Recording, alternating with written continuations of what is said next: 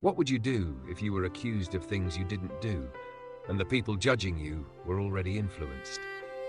How do you defend truth in a room where power, politics, and pressure shape the outcome? And what happens when the person holding your future is more interested in convenience than justice? Paul had arrived in Caesarea. Escorted under heavy guard, protected from a hidden plot, and placed under watch in Herod's palace, he now stood at the center of something new. Not chaos from a crowd, but a formal trial. A different kind of tension, quieter, more controlled, but no less dangerous. 5 days passed, and then they came, the high priest Ananias, the elders, and with them a lawyer named Tertullus. This wasn't random. This was organized, prepared, strategic. They weren't coming with emotion this time. They were coming with arguments, with structure, with persuasion. They stood before Felix, the governor. A man with authority. A man who could decide Paul's fate. And Tertullus began.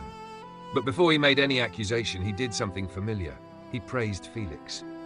He spoke of peace, of reforms, of stability.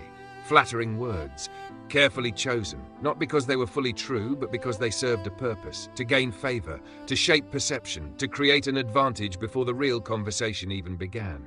And then the accusations followed. He called Paul a troublemaker, a disturber of the peace, a leader of a sect. He claimed Paul stirred up riots among Jews everywhere, that he was a threat, that he even tried to desecrate the temple.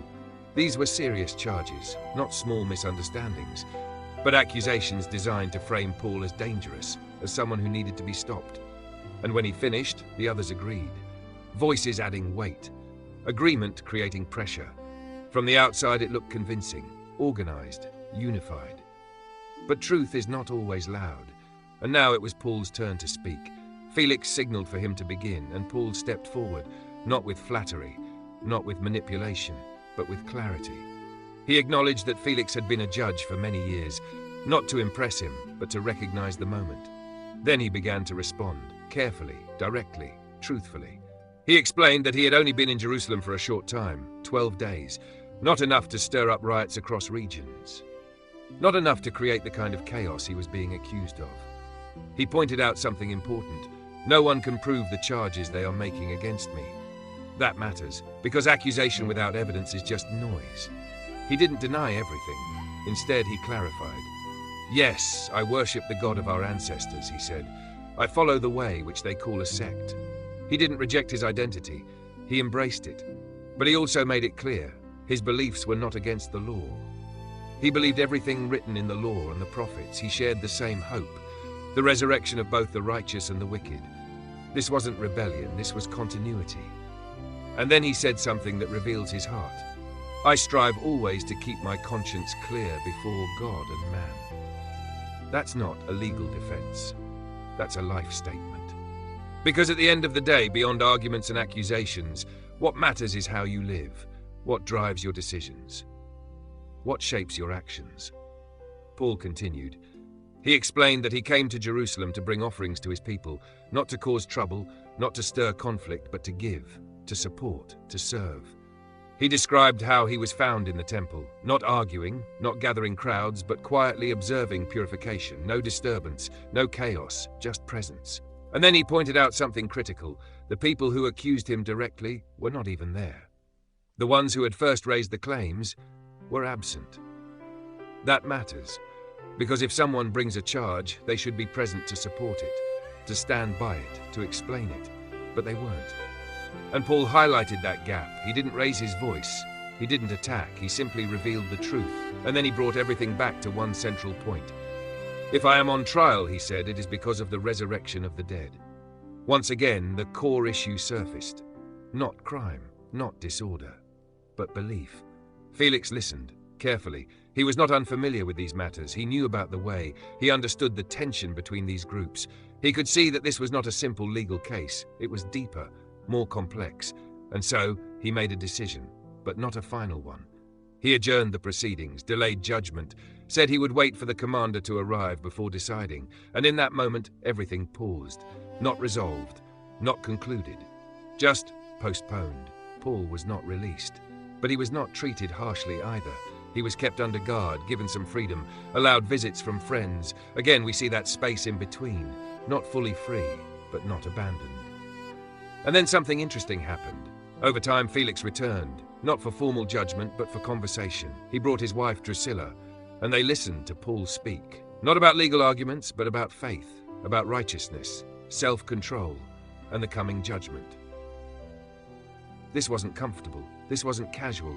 This was direct, real, challenging. And Felix reacted. He became afraid. Think about that. A man with power, a man with authority, a man who could decide Paul's future, felt fear.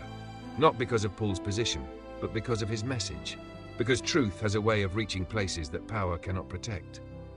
Felix ended the conversation. "Go away for now," he said. "When I find it convenient, I will send for you." That word convenient says a lot. Because sometimes people don't reject truth completely. They just delay it, push it aside, wait for a better time, a more comfortable moment, a space where it doesn't challenge them as deeply. But truth doesn't always wait, and time doesn't always give second chances in the way we expect. Felix also had another motive. He hoped Paul would offer him a bribe. That money might change the situation. That influence could be bought. So he sent for Paul often, talked with him, but not for the right reasons, and time passed. 2 years. 2 years of waiting, 2 years of conversations without conclusion, 2 years of delay. And when Felix was replaced by Festus, he left Paul in prison. Not because he was guilty, but because he wanted to do the Jews a favor. And that's where the story sits, not in resolution, but in tension. Because this moment teaches us something real, something uncomfortable, something we don't always talk about. That truth does not always lead to immediate justice. That doing what is right does not always produce quick results. That sometimes, even when everything is clear, things are delayed, postponed, held in place. And in those moments we are faced with a question. What do we do when the outcome is uncertain, when the process is slow, when the people in control are not fully aligned with truth? Paul shows us something important. He remained consistent. He didn't change his message. He didn't adjust his truth to gain favor. He didn't compromise to speed up the process. He stayed steady, clear, grounded, because his purpose was not defined by Felix's decision or the timeline or the system. It was rooted in something deeper, and that's what carried him through accusation, through defense, through delay, and into whatever came next. So what does this mean for you?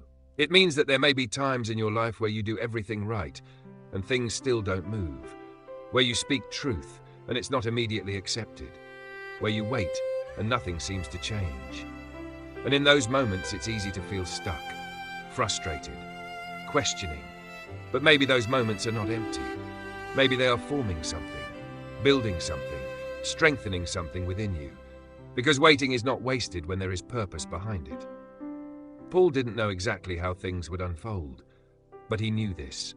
His role was to stay faithful, to speak truth, to live with a clear conscience, and to trust that the outcome was not fully in his hands. And sometimes, that's enough.